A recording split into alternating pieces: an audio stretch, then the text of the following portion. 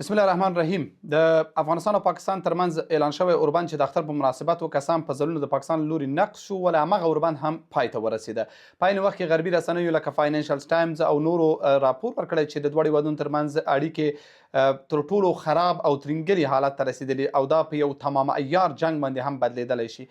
کسان پاکستان هیڅ ډول صرفه په دې نه ده کړې چې د جګړې کې له څه نه کار واخلي او څه نه کار وانخلي. تازه هم تیره شپه داسې رپورټونه وله چې د پاکستان جیټ الوتکو یا ډرون الوتکو د افغانستان هوایي حریم یو ځل بیا نقض کړی دی او د افغانستان شمال لوري ته تللي وله.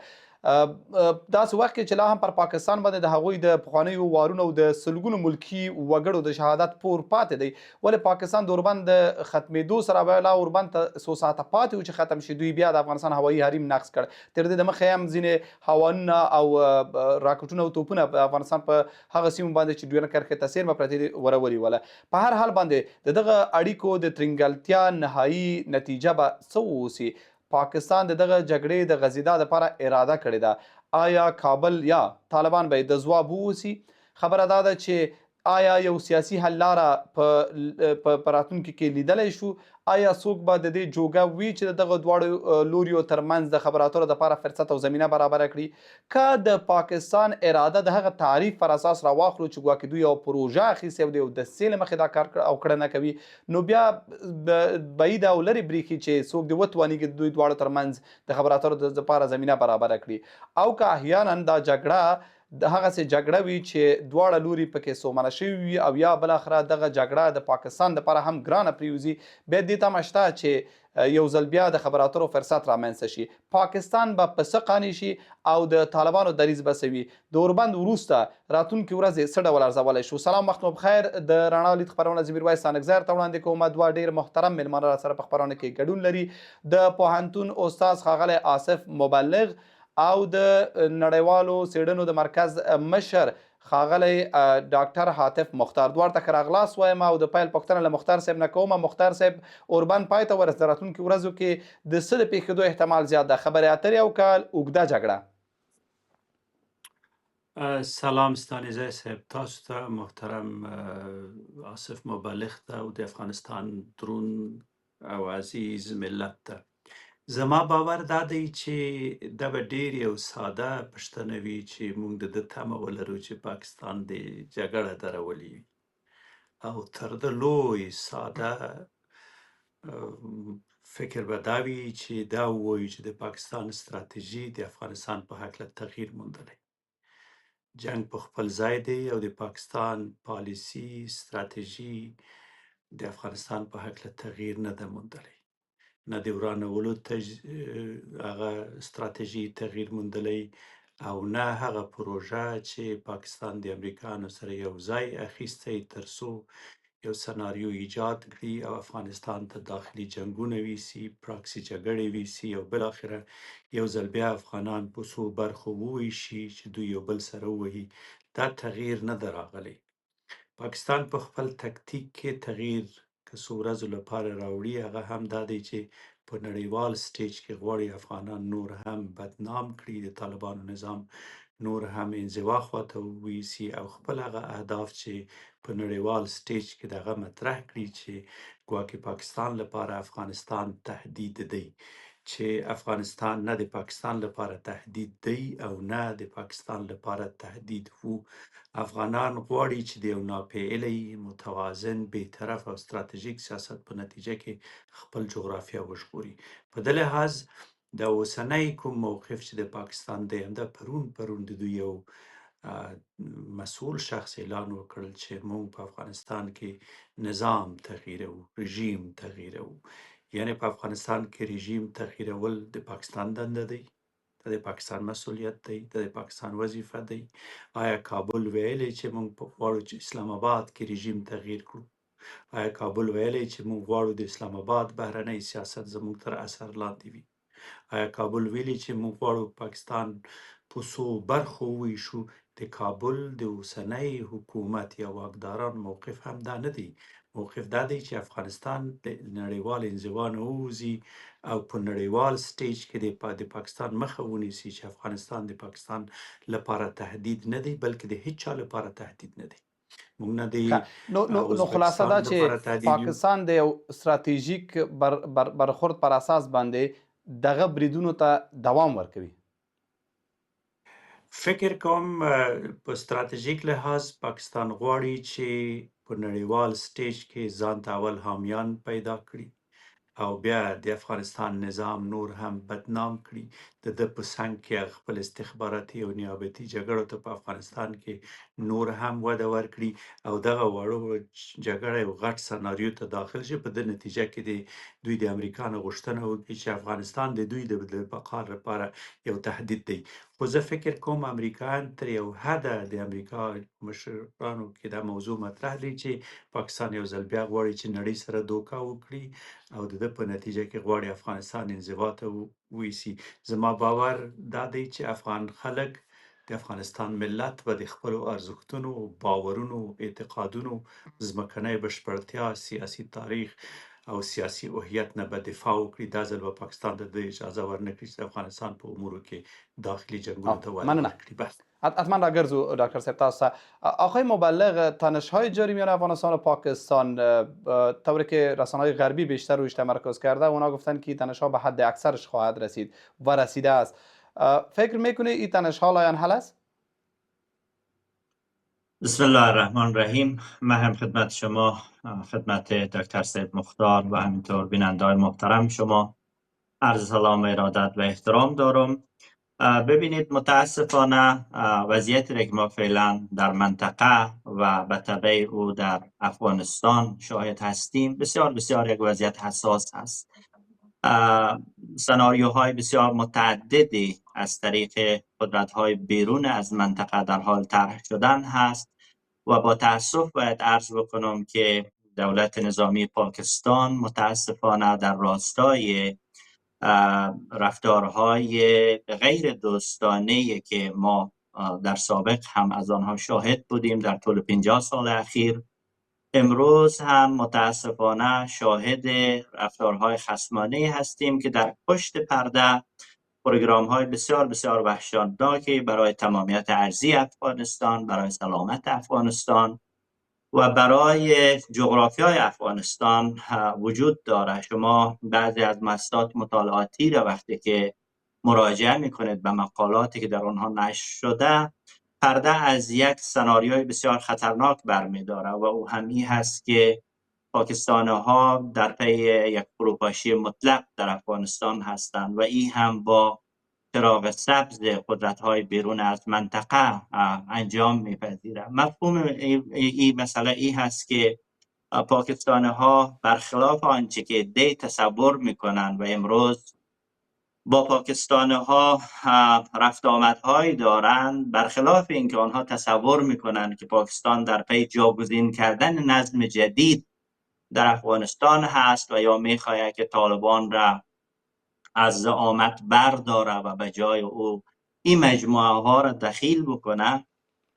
سناریوی اصلی این هست که در افغانستان یک تلاطم سیاسی وحشتناک اتفاق بیفته و این ابزار پاکستان هم برای این کار داعش خراسان، لشکر طیبه، گروه های افراطی در ذیل این مجموعه های خطرناک تروریستی، مجموعه های ناراضی که امروز روابط با پاکستان داره، جبهه آزادی را میتونیم نام ببریم یا بخشای از مجموعه های تاجیکستان نشین را میتونیم نام ببریم یا بخشی از مجموعه های ترکیه نشین، استانبول نشین را میتونیم نام ببریم. اینها در پی این هستند که تماما در افغانستان یک تلاطم و یک زلزله به وجود بیاید. در اول پاکستانی‌ها بمباردمان های هوایی انجام بده و این بمباردمان های هوایی باعث به وجود آمدن یک خلای امنیتی شود. در خلای امنیتی داعشی ها، لشکر طیبه ها بیاید و در شهرهای کلان افغانستان انفلاق ها، انفجار ها و تهاجم ها را رهبری بکنه. بعد از او مجموعه های آسیب پذیر مورد حملات قرار بگیره، مجموعه های آسیب پذیر قومی، مذهبی، و هر روز این آتش مشتعل‌تر شود. در نهایت هم داعشی ها و گروه های افراطی در مرز شمالی افغانستان مستقر شود، در کریدورهای مرتبط با خود پاکستان لشکر طیبه مستقر شود و در دل این سناریوی فروپاشی مطلق افغانستان پاکستانی ها و قدرت های بیرونی که خارج از منطقه هستند، غربی ها، بیاین منابع افغانستان را غارت بکنن، بیاین افغانستان را 50 سال دیگه، 60 سال دیگه، یک دهه دیگه، یک سده دیگه غارت بکنن و بله. احتمالاً تمامیت استاد، ارضی افغانستان. از یک سناریوی بسیار زیاد خطرناک صحبت کردین شما و واقعا جزئیاتش وقتی گفتین یک سناریوی خیلی بدنما و خطرناک هست، ولی بحث اساسی که رویش میتونیم مکس بکنیم این است که با در نظر داشت منافع منطقه به ویژه مثلا مسکو، ایران و این کشورهایی که نسبت به گذشته حساستر شدن، نظر به موقف گیری های اینا چقدر این سناریو چانس موفقیت داره؟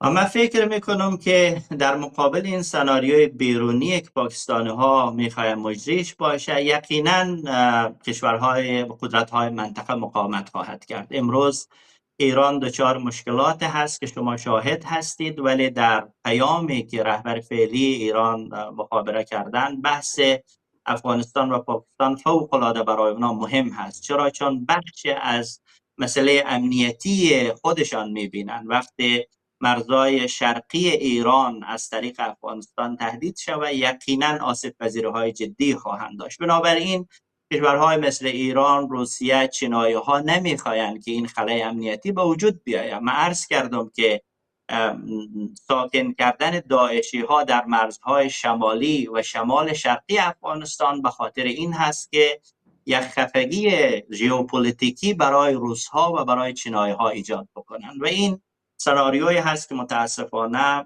خیلی از مؤسسه‌های تینک تانک، مؤسسه‌های مطالعاتی روی او مکس میکنن و به همین دلیل هست که ما در مصاحبه های متعدد به مردم افغانستان عرض کردیم که ما به عنوان مردم افغانستان خواستار سلامت افغانستان هستیم، خواستار تمامیت ارضی افغانستان هستیم، خاکی که حداقل بالاتر از 300 سال هست که در کنار همدیگه بر روی دوش خود ما تمامیت او را حفظ کردیم، در کنار همدیگه سلامت او را حفظ کردیم و بعد از این هم انشاءالله این کار را خواهیم کرد. لطف کردین، حتما به شما برمیگردیم. ډاکټر صاحب، تاسو د یوې خطرناک سناریو توضیحات له استاد نه واورېدله. دغه څه دي چې اورېدل شوي وو پخوا، ولې په دغه جزئیات سره چې اوس ښاغلي استاد ورته اشاره وکړه، رښتیا هم د علایمو قراینو نه داسې برېښي چې دغسې یو اراده هم شته. تازه هم په پښتونخوا کې 2 داعشان نیول شوي دي او معمولا د هغوی د ډرامې د لوی ښودلو هڅې ورځ تر بلې زیاتېږي. دغه سناریو څومره ممکنه ده؟ حالات ته په کتو، شرایط ته په کتو، اراده خو به یې وي د پاکستان سره، ولې څومره ممکنه ده؟ خو ته په ستراتیژیک لحاظ باید متوجه سو. اول برخه دا دی چې افغان ولس هغه پرونی ولس نه دی، په د معنا چې د یو چا کور دی یو ځل وران کړي وي، جومات یې ورته سوځولی وي، ولسمشر دې ورته زړولی وي او کور او کلی دې ورته په اور باندې سوځولی وي او د افغانستان هر فرد او هر شخص نن د دې ګاونډۍ په ستراتیژي پوه دی. نو په دې لحاظ کله چې یو ملت د آگاهی ته رسیدلی او د پوهاوی ته رسیدلی چې د دغه آدرس نه پرون هم ځپول شوی او نن دغه سناریو هم د افغانستان د یووالي لپاره د افغانستان د ملي ګټو په مخالفت کې او د افغان ملت د تضاد سره واقع دي، نو افغانان به هیڅ کله دوی ته اجازه ورنکړي. دا یو. دویم موضوع دلته دا دی چې سیمه ایز ستراتیژیک تنها د دوی سره نه دی.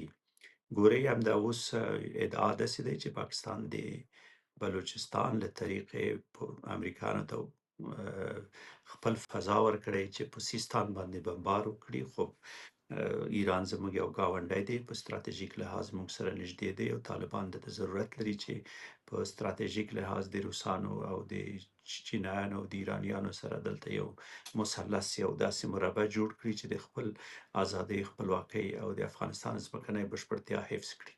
اما دا قطعا د معنا نه لري چې افغانستان د غرب سره په تقابل کې راسي، بلکې افغانان غواړي چې د غرب سره په تفاهم او تعامل کې خبرې ولري او افغانان غواړي چې غرب ته ووایي چې افغانستان د دوی لپاره ګواښ نه دی. غرب د پاکستانیانو په میلیاردونو ډالر دوباره پانګونه نه کوي او چې دغه پانګونه به د غرب لپاره نور هم خطرناک واقع شي.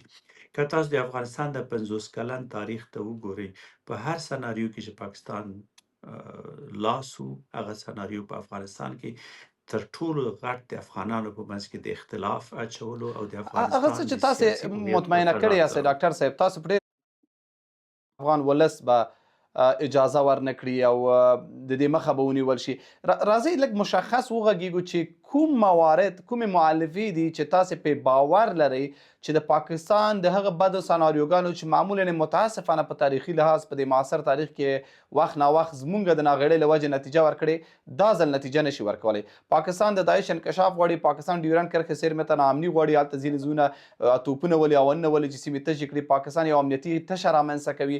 پاکستان دلته لویې ترهګریزې پروژې پلي کوي. د دې مخه څنګه نیول کېدی شي چې تاسې په ډاډ سره وایئ چې نیول کیږي؟ دغه موارد چې تاسو یاد کړه په دې ټولو کې پاکستان پاتې راغلی. پاکستان د ننه ټي ټي پي نه دوی په ښارونو کې ګرځي. دا د پاکستان ستراتیژیک او د پاکستان د بقا او سلامت لپاره په ضرر کې دی. آیا دوی په خپلو ستراتیژیو کې نه وایي چې موږ په افغانستان کې شکست وخوړ او د دوی ستراتیژي په افغانستان کې د ناکامۍ سره مخامخ شو؟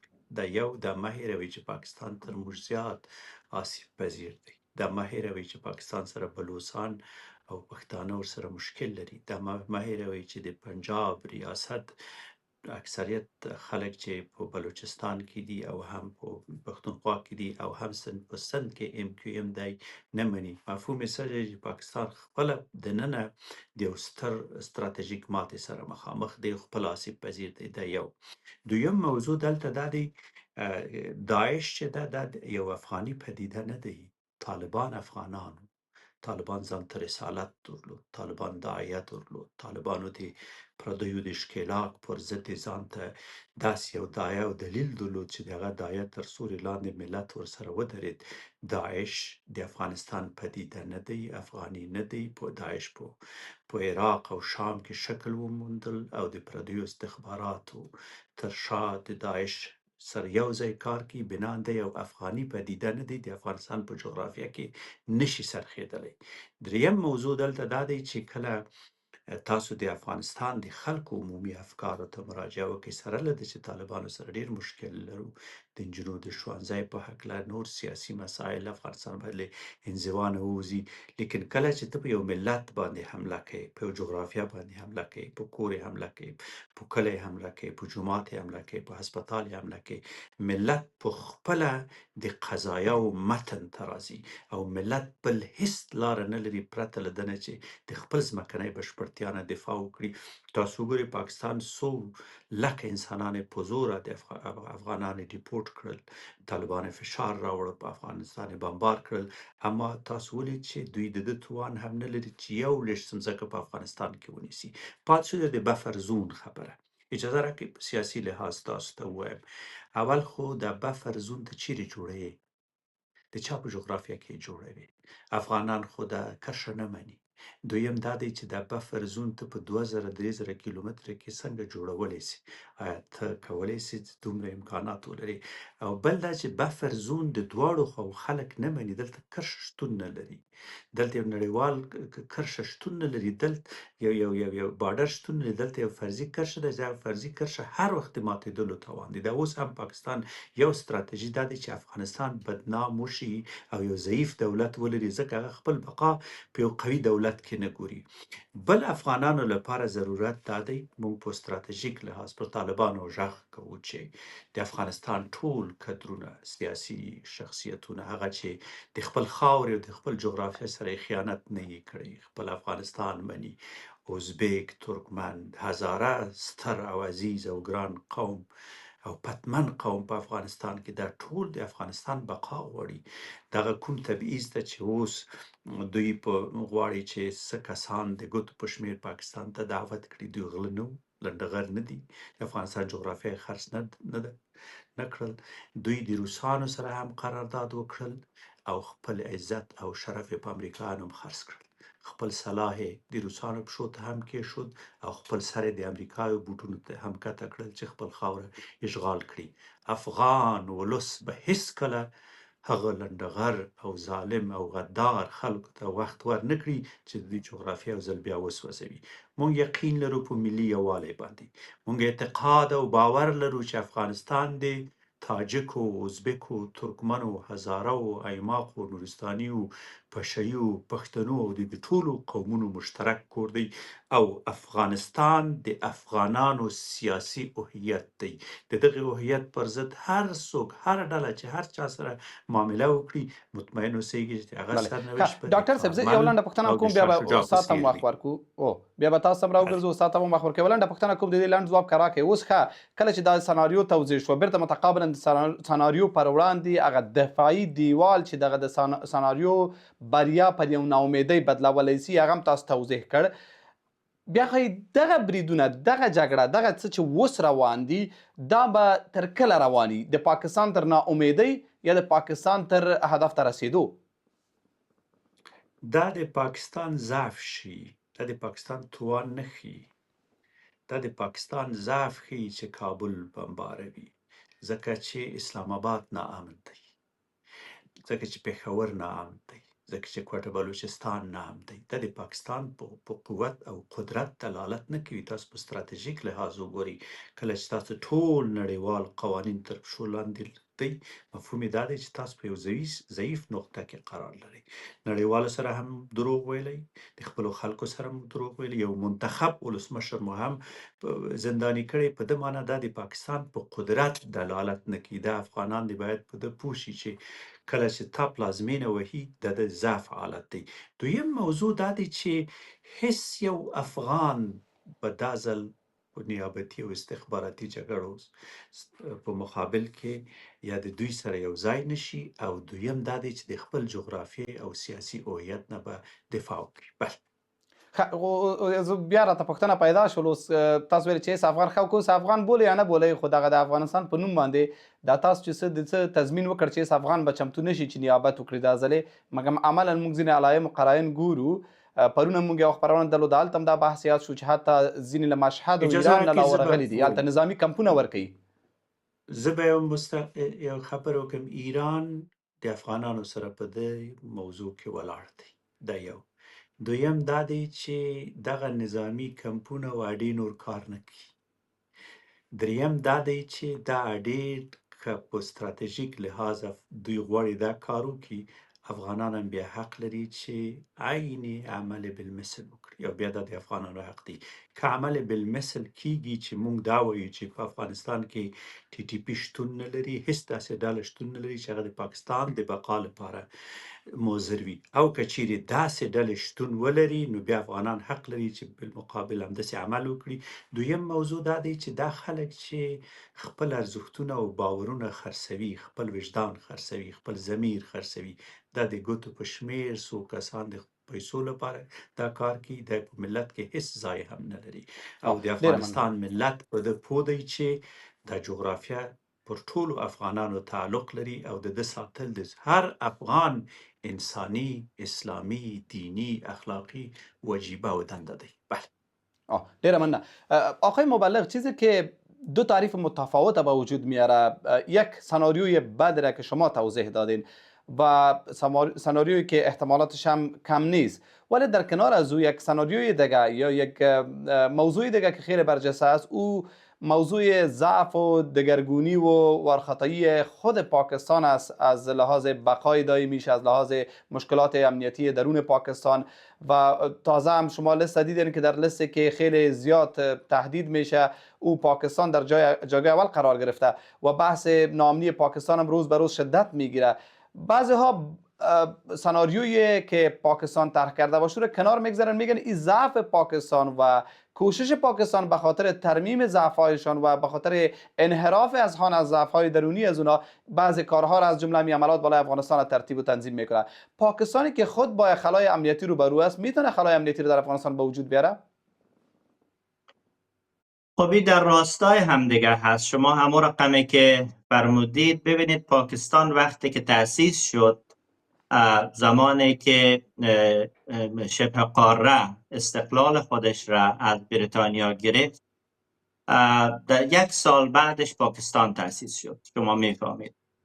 و تأسیس پاکستان در راستای اعمال قدرت بریتانیا بود و در کنار گاندی شخص به نام خان عبدالغفار خان در مبارزات رهایی شبه قاره بسیار نقش داشت. شما خبر دارید خان عبدالغفار خان با تشکیل پاکستان فوق العاده مخالف بود، به دلیل اینکه تشکیل کشور مثل پاکستان را به عنوان به اصطلاح یک خیانت به آرمانهای مشترکی که عبارت بود از آزادی، عبارت بود از به وجود آمدن یک استقلال، به وجود آمدن یک به اصطلاح جغرافیای امن، مخالف او میدید. خان عبدالغفار خان بعد از این رنجش را که از گاندی داشت، شما میفهمید که در خدای خدمتکار حزب را تشکیل داد و مبارزات و خواسته های مدنی خان عبدالغفار خان هنوز هم بر روی میز هست.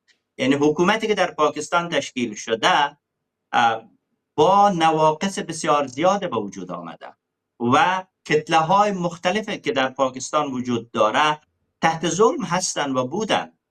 شما جدا شدن بنگلادش و پاکستان شرقی را به همین دلیل باید ارزیابی بکنید.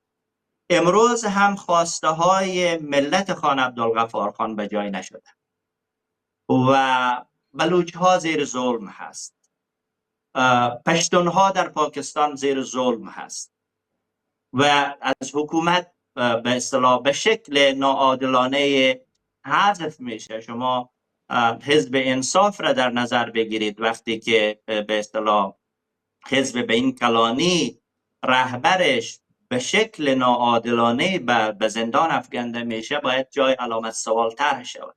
پاکستان یک کشور هست که مونتاژ شده و حقیقتاً از مشکلات درونی رنج میبره. برای فرافکنی این مشکلات درونی تصورش این هست که با تضعیف کردن حاکمیت ها در افغانستان، با دامن زدن به ناامنی ها و فروپاشی های سیاسی در افغانستان، میتونه مشکلات درونی خودش را فرافکنی بکنه. بنابراین این دوتا مسئله در امتداد همدیگر هست. یعنی امروز پاکستان با نهضت های عظیمی روبرو هست. نهضت آزاد بخش بلوچ، نهضت TTP، نهضت مدنی جنبش تحفظ پشتونها. اینها نهضت های کلان هستند که در پس از بیداری ملیت ها در پاکستان به وجود آمده، ریشه دار هست، دارای نفوذ هست. شما 45 میلیون 50 میلیون پشتون را که در پاکستان وجود داره، یک قدرت کلان هست، نمیتونید نادیده بگیرید. و یا بلوچ هایی را که در پاکستان وجود داره را نمیتونید نادیده بگیرید. بنابراین من فکر میکنم که طرحی را که پاکستانی ها میخواه از او استفاده بکنه، یعنی سیاست بر روی گسل های قومی در افغانستان نتیجه نخواهد داد. زیرا تصور پاکستانی ها این هست که با به استخدام گرفتن چند مجموعه میتونه اقوام را در افغانستان بر ضد همدیگر تحریک بکنه، اما فرهیختگان اقوام یقینا این بازی پاکستان را میفهمند. کسانی که به جغرافیای واحد افغانستان متحد هستند بازی پاکستان را میفهمند و همیشه اندیشمندان مختلف در افغانستان اصرار کرده و داره اصرار که اقوام افغانستان در طول بیش از 350 سال 300 سال برادرانه در کنار هم زندگی کرده، روزهای خوبی را داشته و مشکلات اگر به وجود آمده مربوط به مجموعه های سیاسی بوده. این ربط به اقوام نداره. بنابراین اگر پاکستان بخواد روی گسل‌های قومی در افغانستان سرمایه گذاری بکند تا با تعمیق و عمیق کردن شکاف‌های قومی در افغانستان به مراد خود برسه، من فکر میکنم که فرهیختگان اقوام اجازه را نخواهد. خب بحث اساسی بحث آمریکا یا غرب هم است. چیزی که وضعیت را نسبت به گذشته متفاوت ساخته و این است که طالبان این بار ادعا میکنن که کانال های ارتباطی مستقیم با آمریکا دارد، چی بحث زندانیا باشه ظاهرا و چی بحث های استخباراتی پیچیده که بعضی از تحلیلگرای ادعا را میکنن که گویا طالبان این ارتباطات هم با آمریکا قطع نکرده و این ارتباطات هنوزم در یک چوکات منظم ادامه داره. خب وقتی عینک پاکستان بر روی چشم آمریکا به خاطر دیدن افغانستان نباشه، پس پاکستان چقدر میتونه که موفق شوه آمریکایی ها را قانع بسازه تا گویا پروژه های از اونها را در افغانستان تعمیل بکنه، در حالی که طالبان میتونن با آمریکایی ها مستقیم در گفتگو باشن؟ من باورم این هست که آمریکایی ها مجموعه های قابل اعتمادی نیستند و این را تاریخ گذشته افغانستان ثابت کرد. بحث اشغال را که اتفاق افتاد و بعد از او نابسامانی هایی که در کشور ما شما به وجود آمد را ما فراموش نمی کنیم. خواستار تقابل با آمریکایی ها و یا هیچ کشور دیگه افغانستان نیست و نباید باشه، اما ما از درس‌های تاریخی هم غفلت نخواهیم کرد. بنابراین من فکر میکنم که تحرکات پاکستان در افغانستان بدون چراغ سبز آمریکایی ها ممکن نبوده و نیست. شما بعد از سفرهای متعدد عاصم منیر به واشنگتن و دیدارش با ترامپ، شما تحرکات را علیه افغانستان از سوی پاکستان شاهد بودید و همینطور بعد از سفر اخیر شهباز شریف به واشنگتن دوباره تشدید حملات هوایی پاکستان در افغانستان را شاهد هستید. من عرض من این هست که حافظه تاریخی مردم ما نشان میده که آمریکایی ها نسبت به مردم ما صادق نبوده. ما یک اشغال 20 ساله در افغانستان از سوی آمریکایی ها شاهد بودیم و بنابراین علیرغم اینه که ما خواستار تنش با هیچ کشوری نیستیم، افغانستان خواستار تنش با هیچ کشوری نیست، اما خاطرات تاریخی را و درس‌هایی را که ما از او گرفتیم را فراموش نمی‌کنیم و نسبت به تأمین منافع ملی افغانستان، تمامیت ارضی افغانستان، همونطوری که در طول این تاریخ حداقل 300 ساله با خون خود مرزهای که خاک را صیانت کردیم، باز هم صیانت خواهیم کرد. ښاغلی مبلغ، ډیر لاندې پوښتم غواړم چې بیا وروسته که وخت و جنبندۍ دپاره به وخت درکړو. کله چې امریکا پاکستان ته د دغه اقدام دپاره شین څراغ ورکړی، کله چې پاکستان غواړي داعش او نور ناامني د یو تهدید او ګواښ په حیث باندې منځنۍ اسیا او نهایتا طبعا چې مسکو او حتی چین هم کیدای شي چې هدف اوسي ورسوي، چیرته د چین، چیرته د مسکو، چیرته د ایران، که قسم ایران په خپلو جنجالونو کې بوخت دی، ولې د سیمې دغه هیوادونه چې په هره مسله کې ډېر حساس دي او یو له هغه مسایلو او دلایلو چې د طالبانو دپاره د مسکو په تقرب باندې ګواهي لامل شو، هغه همدغه د داعش سره طالبانو مبارزه وله. اوس دوی ولې حساس نه دي؟ د دوی د چین او د مسکو دریځ موږ په دې شپو ورځو کې هیڅ نه دی حس کړی. دلیل څه دی ښاغلی مبلغ؟ من فکر میکنم که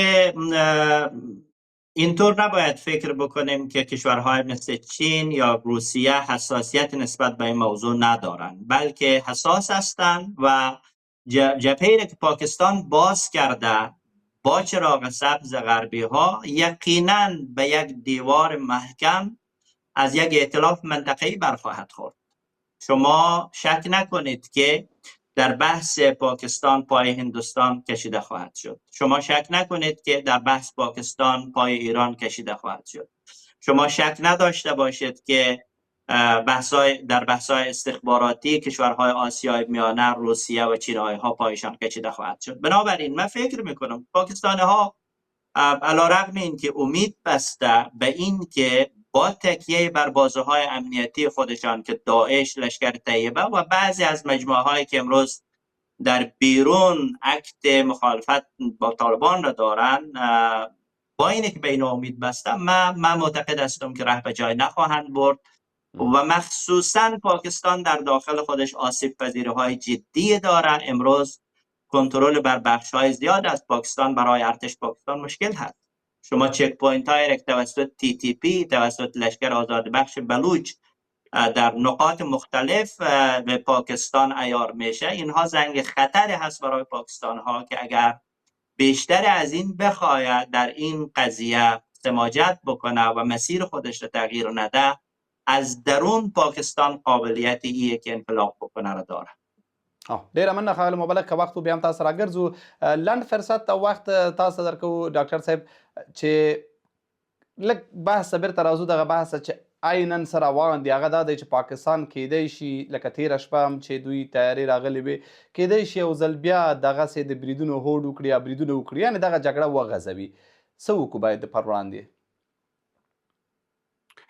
زما باور دا دی لکه څه مخکې مې ورته ویل چې پاکستان د جګړې توقع کېږي او پاکستان خپل حملاتو ته به ادامه ورکړي خو په پایله کې او نتیجه به دا وي چې پاکستان د جګړې په ډګر کې به د ناکامۍ سره مخامخ کېږي دا نتیجه به څوک مرتبوي که دا پاکستان دا فکر یې چې دی اټم لري روسانو هم اټم درلود امریکایانو ناتو هم اټم بمبونه درلود ډېر غټ بمونه په افغانستان وغورځول آیا وشو توانېدلی چې د افغانستان د ملت اراده بدل کړي آیا روسان افغانستان پرې نه شول آیا امریکا په شپې کې د افغانستان نه ونه تښتېد په ده لحاظ زموږ باور دا دی چې پاکستان دې په خپلو ستراتیژیک اهدافو کې په افغانستان کې تغییر راوړي که نه پرته له ده نه چې زما کور ورانېږي پاکستان د افغانانو دا توقع نه لري چې د دوی کور وران نه کړي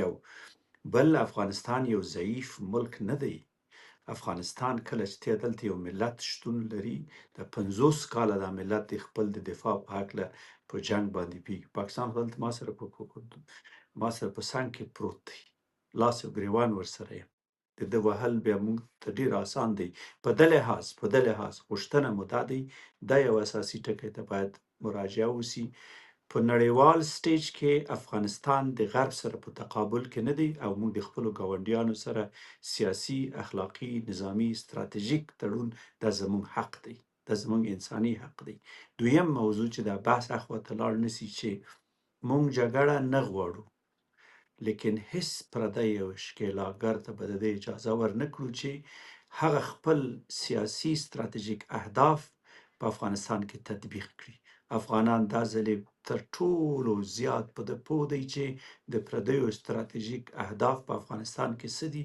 او موږ د خپل یووالي له ادرسه کولی شو د دغه نظام تر شا ودرېږو بل هیڅ لاره نه لرو ډیره مننه آقای مبلغ فقط یک دقیقه فرصت داریم من حیث جنبندی بحث چیزی که به گونه آنی افغانستان بعدش هم طالبا که من حیث کسایی که در اوج اقتدار بعد از دارای قدرت بعد از دارن چه اقداماتی در صورت تداوم زیدتنش و در صورت تداوم حملات پاکستان چه اقدام معقول و آنیه که باید به تناسب قوت و ظرفیت ما باشه انجام بدیم چی هست؟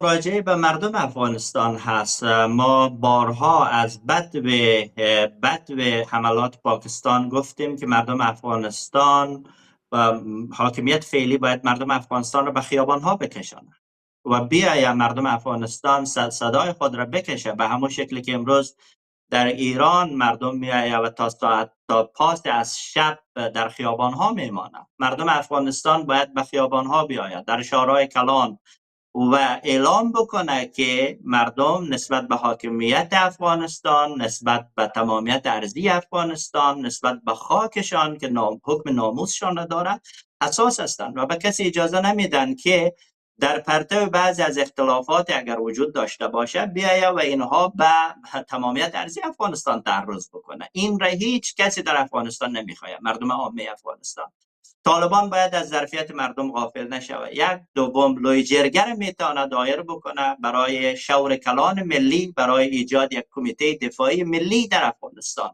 لوی جرگه یک سیستم بسیار بسیار جا افتاده در افغانستان هست کارایی خودش نشان داده بیاید و دردمندان افغانستان را واقعا برای در این لحظه خطیر که از نظر من بسیار بسیار خطیر و خطرناک است دردمندان افغانستان را از سراسر افغانستان بدون ملاحظه ای که در حزب طالبان هست یا نیست جمع بکنه و به اصطلاح به شور ملی بگذاره این مسئله را و از دل شور ملی یک کمیته دفاعی ملی هم میتونه تشکیل بده ډیره زیاته مننه کوم. په ترکیه کې د پوهنتون استاد ښاغلی آصف مبلغ او همدارنګه د ستراتیژیکو څېړنو د نړیوال مرکز مشر ښاغلی ډاکټر عاطف مختار دواړو میلمنو څخه مننه کوم. د بحث موضوع مو د پاکستان او افغانستان ترمنځ اوربند پای ته رسېدلی دی، ولې غربي رسنۍ وایي چې دا ترنګلتیا به دوام وکړي او ستره به شي. د دې ترنګلتیا اهداف څه دي او بالاخره څه یې پر وړاندې باید وشي؟ میلمنو د مهمو موضوعاتو په باب باندې مهم اشارات درلودل، خصوصا د هغه سناریوګانو چې پاکستان یې په لټه کې دی